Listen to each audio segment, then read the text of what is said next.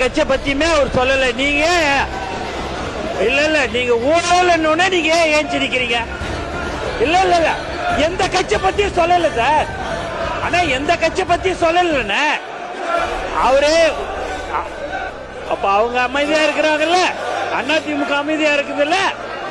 ஆனா அதிமுக அமைதியா இருக்குது இல்லன்னு நீங்க நாங்க எந்த கட்சி பேர் ஏதாவது சொன்னோமா?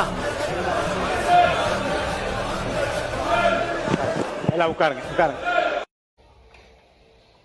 இந்த குற்றோடு நெஞ்சு குறுக்க செய்யும் அப்படின்னு சொல்லுவாங்கள்ல, அதுக்கு எடுத்துக்காட்டு தான் நம்ம வந்து இப்போ இருக்கிற அதுக்கு எடுத்துக்காட்டு தான் திமுக. ஏன்னு பார்த்தீங்கன்னா, நீங்கள் வந்து சட்டமன்றத்தில் அவங்கள வந்து வெளியே அனுப்புறதுக்கு நீங்கள் பெருசாக வந்து அவங்க ரொம்ப திட்டணும் அப்படின்லாம் தேவையில்லை. ஊழல் அப்படின்னு ஒரு வார்த்தை சொல்லிங்கன்னா போதும், எல்லாம் அமைதியாக இருப்பாங்க. திமுககாரங்க மட்டும் எரிஞ்சு யார் பண்ணிச்சுட்டு நாங்கள் வெளிநடப்பு செய்கிறோம் ஏதோ ஒரு காரணத்தை சொல்லிட்டு வெளிநடப்பு செஞ்சுட்டு போயிடுவாங்க. நீங்கள் இன்னும் தப்பே செய்யலையேங்க, உட்காந்து பதில் சொல்லுங்கள். உங்களால் முடியாது.